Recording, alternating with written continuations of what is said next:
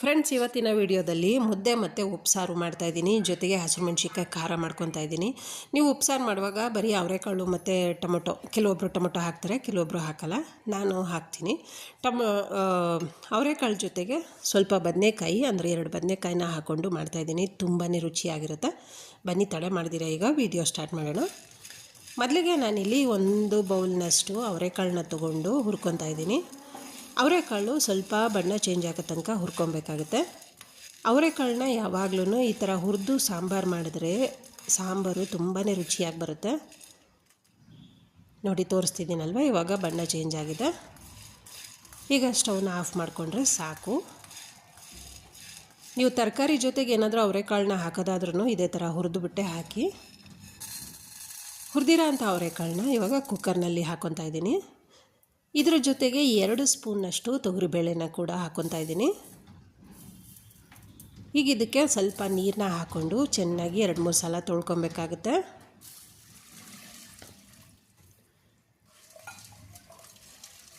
ತೊಳೆದಾದ್ಮೇಲೆ ಮತ್ತೆ ಅದಕ್ಕೆ ನೀರನ್ನ ಹಾಕ್ಕೊಬೇಕು.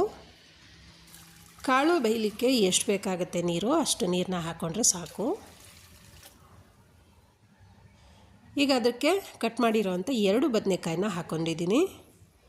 ಜೊತೆಗೆ 1 ಟೊಮೊಟೊ ಹಣ್ಣು ಕೂಡ ಹಾಕ್ಕೊತಾ ಇದ್ದೀನಿ. ರುಚಿಗೆ ತಕ್ಕಷ್ಟು ಉಪ್ಪು, ಅಂದರೆ ಕಾಳಿಗೆ ಎಷ್ಟು ಬೇಕೋ ಅಷ್ಟು ಮಾತ್ರ.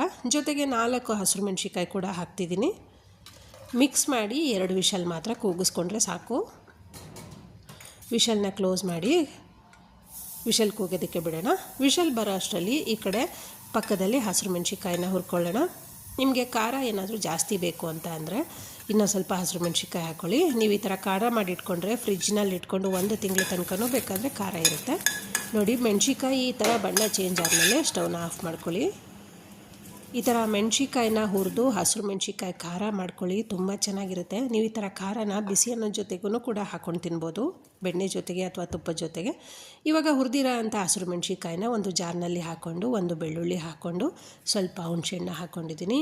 ಜೊತೆಗೆ ಅರ್ಧ ಸ್ಪೂನಷ್ಟು ಜೀರಿಗೆನ ಹಾಕ್ಕೊಂಡಿದ್ದೀನಿ. ಸ್ವಲ್ಪ ಒಣಮೆಣಸು ಕೂಡ ಹಾಕ್ಕೊಂಡಿದ್ದೀನಿ. ರುಚಿಗೆ ತಕ್ಕಷ್ಟು ಉಪ್ಪನ್ನು ಹಾಕಿ ನೀರನ್ನ ಹಾಕಿ ರುಬ್ಕೊಬೇಕು. ನುಣ್ಣಗೆ ರುಬ್ಬಿದ್ದು ರೆಡಿಯಾಗಿದೆ. ನೋಡಿ, ಖಾರ ಘಮ ಘಮ ಬರ್ತಾಯಿದೆ. ಈ ಥರ ಖಾರ ಅಂದರೆ ತುಂಬ ಚೆನ್ನಾಗಿರುತ್ತೆ. ಇವಾಗ ರುಬ್ಕೊಂಡಿರೋ ಅಂಥ ಖಾರನ ಒಂದು ಚಿಕ್ಕ ಬಾಕ್ಸ್ಗೆ ಹಾಕ್ಕೊತಾ ಇದ್ದೀನಿ. ಈ ಥರ ನೀವು ಬಾಕ್ಸ್ನಲ್ಲಿ ಹಾಕಿಟ್ಕೊಂಡು ಫ್ರಿಜ್ನಲ್ಲಿ ಇಟ್ಕೊಂಡ್ರೆ 1 ತಿಂಗಳ ತನಕನೂ ಖಾರ ಚೆನ್ನಾಗಿರುತ್ತೆ. ನಿಮ್ಗೇನಾದರೂ ಎಮರ್ಜೆನ್ಸಿಗೆ ಬೇಕು ಅಂದರೆ ಬಿಸಿ ಅನ್ನೋ ಜೊತೆಗೇನು ತಿನ್ಬೋದು. ಹಾಗೆ ಮುದ್ದೆಗೂ ಸ್ವಲ್ಪ ಖಾರನ ಹೆಚ್ಕೊಂಡು ತಿನ್ನಿ. ಆಹಾ, ಬಾಯಿ ನೀರು ಬರ್ತಿದೆ ಅಲ್ವಾ. ಇವಾಗ ಖಾರ ಎಲ್ಲ ಹಾಕಿದ್ಮೇಲೆ ನಾನು ಜಾರ್ ತೋರಿಸ್ದೆ ಅಲ್ವಾ, ಅಷ್ಟು ಖಾರ ಮಾತ್ರ ನೀರನ್ನು ಹಾಕ್ಕೊಂಡು ಜಾರ್ಗೆ ನೀರನ್ನ ಮಿಕ್ಸ್ ಮಾಡಿಕೊಂಡು ಆ ನೀರನ್ನ ಹಾಕ್ಕೊಂಡಿದ್ದೀನಿ. ಜೊತೆಗೆ ಇನ್ನೊಂದು ಸ್ವಲ್ಪ ನೀರನ್ನು ಮಿಕ್ಸ್ ಮಾಡ್ಕೊತಾ ಇದ್ದೀನಿ. ಕುಕ್ಕರಲ್ಲಿ ಬೇಯಕ್ಕೆ ಹಾಕ್ಕೊಂಡಿರೋಂಥ ಹಸಿರು ಮೆಣಸಿಕಾಯಿನೂ ಕಿವುಚ್ಕೊಂಡು ತಿನ್ಬೋದು. ಜಾಸ್ತಿ ಖಾರ ಹಾಕೋ ಅವಶ್ಯಕತೆ ಇಲ್ಲ ಈ ಸಾಂಬಾರಿಗೆ. ನೀವು ಜಾರ್ನಲ್ಲಿರೋ ಖಾರ ಎಲ್ಲನ ತೆಗೆದುಬಿಟ್ಟು ಅದಕ್ಕೆ ಮೆತ್ಕೊಂಡಿರುತ್ತಲ್ವ, ಅಷ್ಟೇ ಸಾಕಾಗುತ್ತೆ. ನಿಮಗೇನಾದರೂ ಇನ್ನೂ ಎಕ್ಸ್ಟ್ರಾ ಬೇಕು ಅಂದರೆ ಊಟ ಮಾಡುವಾಗ ಹಾಕೊಬೋದು. ಇವಾಗ ಇನ್ನೊಂದು ಸ್ವಲ್ಪ ಉಪ್ಪನ್ನ ಹಾಕಿ ಕುದಿಲಿಕ್ಕೆ ಬಿಡೋಣ. ನಾವು ಆಲ್ರೆಡಿ ಕಾಳಿಗೆ ಉಪ್ಪು ಹಾಕಿರ್ತೀವಿ. ಇವಾಗ ಉಪ್ಪನ್ನ ಹಾಕುವಾಗ ನೋಡ್ಕೊಂಡು ಹಾಕ್ಕೊಬೇಕು.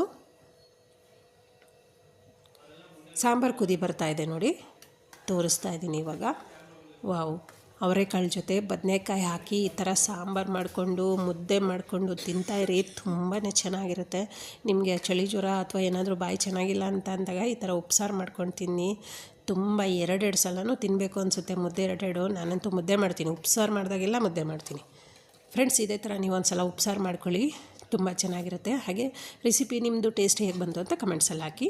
ಜೊತೆಗೆ ಈ ವಿಡಿಯೋ ನೋಡ್ತಾ ಇದ್ದರೆ ಹೊಸಬ್ರು ಯಾರಾದರೂ ಸಬ್ಸ್ಕ್ರೈಬ್ ಮಾಡ್ಕೊಂಡು ನೋಡಿ. ಹಾಗೆ ಬೆಲ್ ಬಟನ್ ಕ್ಲಿಕ್ ಮಾಡಿ ಆಲ್ ಅಂತ ಸೆಲೆಕ್ಟ್ ಮಾಡ್ಕೊಳ್ಳಿ. ಇವತ್ತಿನ ವಿಡಿಯೋ ನಿಮ್ಗೆ ಇಷ್ಟ ಆಗಿದರೆ ದಯವಿಟ್ಟು ಲೈಕ್ ಮಾಡಿ, ಶೇರ್ ಮಾಡಿ, ಸಬ್ಸ್ಕ್ರೈಬ್ ಮಾಡಿ. ಮತ್ತೆ ಮುಂದಿನ ವಿಡಿಯೋದಲ್ಲಿ ಸಿಕ್ಕೋಣ. Thank you.